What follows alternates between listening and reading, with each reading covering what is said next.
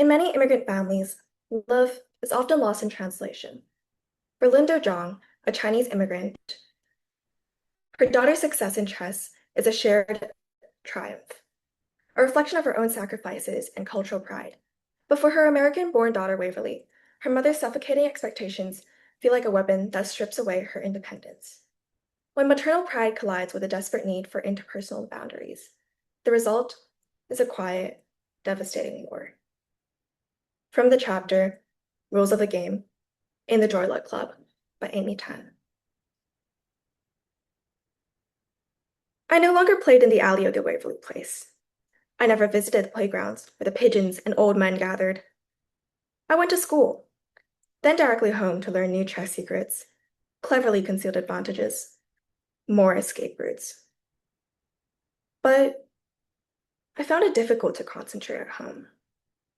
My mother had a habit of standing over me while I plotted out my games. I think she thought of herself as my protective ally. Her lips would be sealed tight, and after each move I made, a soft would escape from her nose. Ma, I can't practice when you stand there like that, I said one day. She retreated to the kitchen and made loud noises with pots and pans. When the crashing stopped, I could see out of the corner of my eyes that she was standing in the doorway. Only this one came out of her tight throat. My parents made many concessions to allow me to practice. One time, I complained that the bedroom I shared was so noisy that I couldn't think. Thereafter, my brother slept in a bed in the living room facing the street. I said I couldn't finish my rice. My head didn't work right when my stomach was too full. I left the table with half-finished bowls, and nobody complained. But there was one duty I couldn't avoid. I had to accompany my mother on Saturday market days when I had no tournament to play. My mother would proudly walk with me, visiting many shops, buying very little. "This my daughter, Waverly Zhang," she said to whoever looked in her way. One day, after we left a shop, I said under my breath, "I wish you wouldn't do that, telling everybody I'm your daughter." My mother stopped walking. Crowds of people with heavy bags pushed past us on the sidewalk, bumping into first one shoulder, then another. So shame be with mother?" She grasped my hands even tighter as she glared at me. I looked down. It's not that. It's just so obvious. It's just so embarrassing. "Embarrass you be my daughter?" Her voice was cracking with anger. "It's not what I meant. It's not what I said." "What you say?"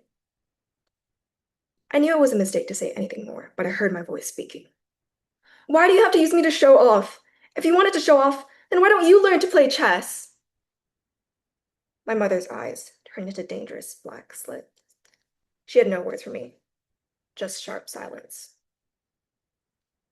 I felt the wind rushing around my hot ears. I jerked my hand out of my mother's tight grasp and spun around, knocking into an old woman. Her bag of groceries spilled to the ground. "Ya stupid girl!" my mother and the woman cried. Oranges and tin cans careened down the sidewalk as my mother stooped to help the old woman pick up the escaping food. I took off.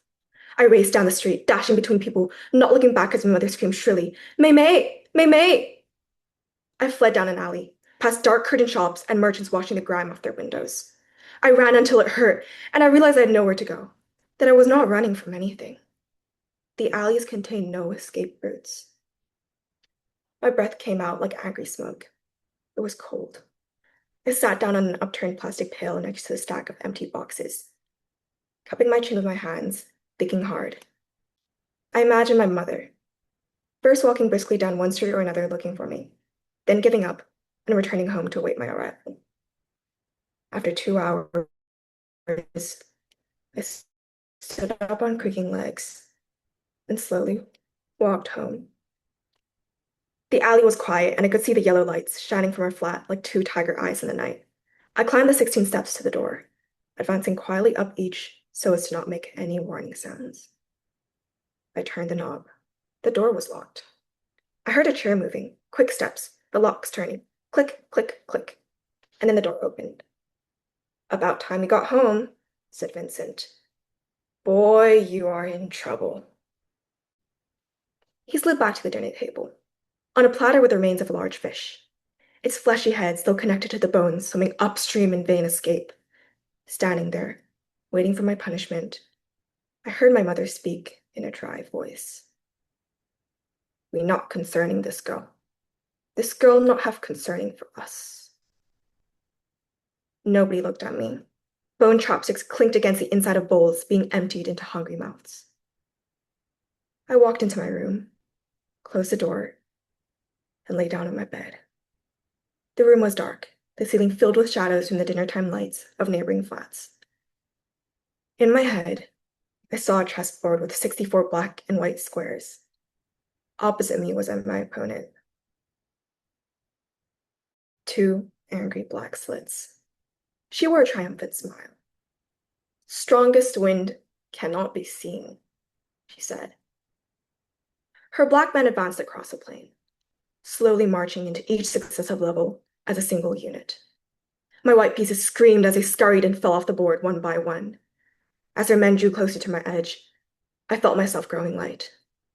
I rose up in the air and flew out the window. Higher and higher, above the alley, over the tops of tiled roofs, where it was gathered up by the wind and pushed up toward the night sky, until everything below me disappeared, and I was alone. I closed my eyes and pondered the next move.